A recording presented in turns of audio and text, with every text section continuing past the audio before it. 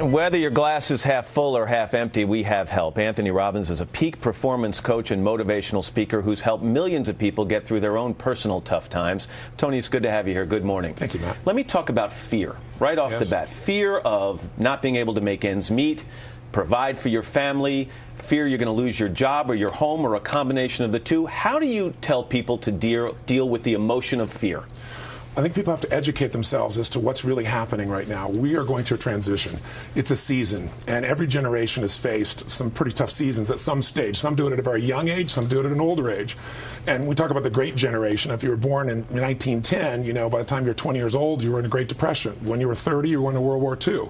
So our generation has had it fairly easy. We've all experienced pain. I'm sure you've experienced it in your family. I have in mine. But we haven't experienced it at a cultural level to the extreme that we're starting to experience so right you're now. saying we haven't been adversity tested. We lived through a period where mortgages seemed too good to be true, so we bought bigger houses. That's right. Where gas seemed relatively cheap, so we bought more and bigger cars. Where the stock market was booming, so we invested. Now we're finally seeing adversity? We're seeing it at a much deeper level, and we're going to see more of it. I mean, we have $9.5 trillion worth of debt against the GDP that's, $13.5 trillion. So there are real challenges. They're not going to go away tomorrow, but here's what we have to be able to do. With every season, there are challenges, just like nature seasons, and there are opportunities. And right now, while you're seeing, huge deflation that we're seeing right now in prices of real estate, we're seeing people losing their homes at 250,000 people a month. We're putting ourselves in a position, we see this tremendous volatility in the stock market.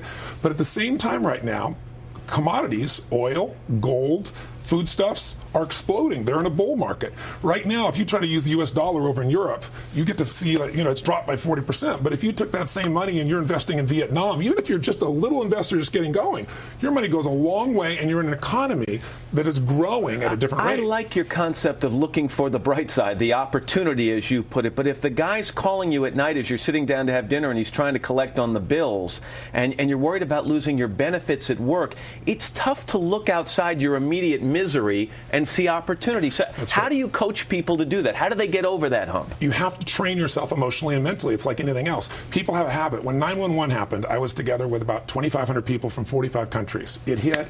We got the phone call at 3 in the morning. We're actually in Hawaii. And I had about 110 different people from the financial district here. Many people live there. So 65 people plus had lost their entire business, all their friends, all their family. What happened that day is you saw people's emotional fitness. People that are angry got angry. They always get angry. People that were fearful got even more fearful. It was the end times. There were individuals there that were caretakers, and they were out there finding it. So it's a habit to find your emotions. So what I'd say to people is you have to discover what your emotional pattern is, and then you condition the emotion you do need. In those situations, what you need more than anything else is creativity, determination. You have to have some emotions that'll get you over it, because the force that shapes the marketplace up and down is the force that shapes your life. It's emotion. Two quick things. Phil Gramm, former senator, got in some trouble last week when he said we'd become a nation of whiners when dealing with this economy. Is there some truth to it, in your opinion? Well, I think we're emotionally unfit as much as we could be. I mean, there's no question that many people, I've had a doctor come to me and say, you have a tumor in your brain. I want to operate. So is Lance Armstrong. The question is, when those things happen, what do you focus on? What does it mean? What do you do? Do you focus on, why did this happen to me? Or what does it mean? Is it over? Or are you just beginning? Is this a gift? In Lance's case, he found a way to take enough action. After you deal with cancer, you look over at somebody on a bicycle, and it's pretty easy. He wins 7 of these in a row. So if we're supposed to get in this emotional good shape earlier on in our lives, is there an opportunity here, Tony, for parents? Families are going through a hard time. Parents of kids, and I'm talking about 10, 12, 14-year-old, not 3, 4-year-olds, to be honest and open with their kids and talk to them openly about what the family's facing and what people in this country are facing, so that they don't go on thinking money grows on trees? Well, I think here's what's really great. We're going to become emotionally fit because we have to. Necessity is there. But the thing that will give people hope is not positive thinking, it's role models. Sir John Templeton is one of my heroes. I interviewed him not long ago, and he just passed away, as you probably know, about a week ago. And here's a man who started with nothing. In 1939, Hitler is invading, and he went out at that time and said, maximum pessimism is when you can do the best. This is when you can grow.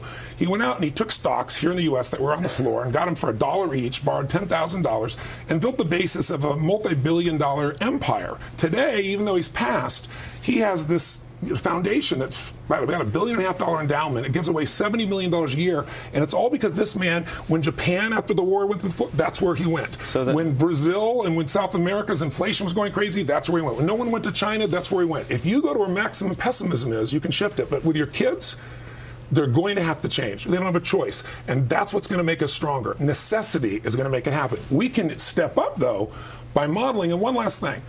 Quickly, finding a way to get outside yourself. When things are the worst for you, there's always somebody doing worse. 2/3 or almost a little more than half this planet lives on $2 a day.